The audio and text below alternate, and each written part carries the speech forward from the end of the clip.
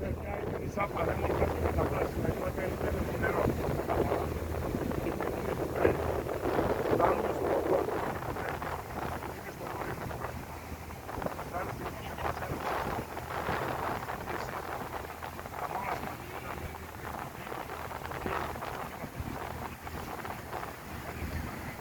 άλλος δεν πάει. Όλος δεν είναι.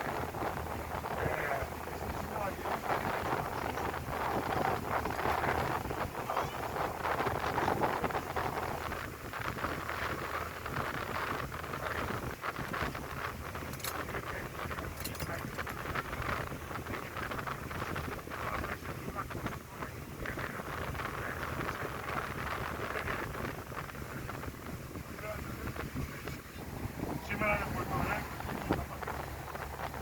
Λοιπόν, καθώς θα κάνουμε μια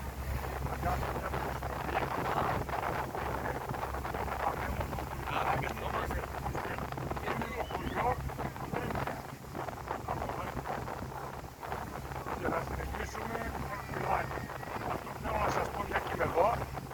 Αυτό εκεί είναι ένα μπαστούνάκι που έχει θάλασσα και από εκεί με πιάτα. Είναι πανέμορφο. Θα αλλάζει πέρα.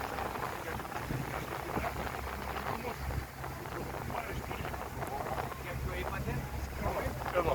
Αυτό εδώ το πραγματάκι κάτσε από το δυσμονισμό από μέσα μερικά. Εδώ αριστερά μας. Υπάρχει φωτογραφία στο μαγαζί του Τσεκαράκη όπου ένα κύμα περνάει πάνω από τα κεραμίδια. Υπάρχει φωτογραφία. Κύμα περνάει πάνω από τα κεραμίδια και πέφτει από τη μέσα μερικά. Εδώ. Σε αυτά εδώ. Αυτά θα δεις, έχουν θάλασσα και από εκεί. Από τρεις μερικές θάλασσες. Είναι πανέμορφο.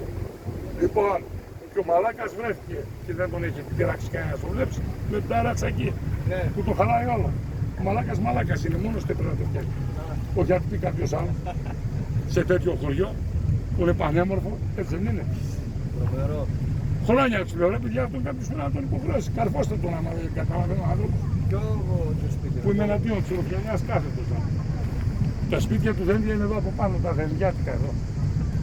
Το κύμα που περνάει. Εδώ, πάνω από αυτά. Πάνω από αυτά εδώ.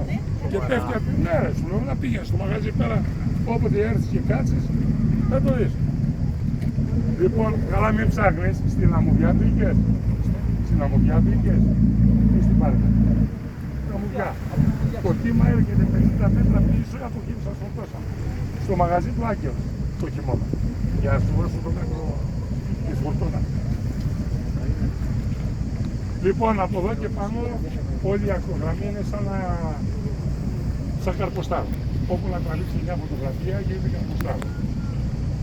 Φυλάξτε τις φωτογραφίες σας και τη δύναμη του τηλεφωνά σας γιατί έχω αυτό το μεγάλο.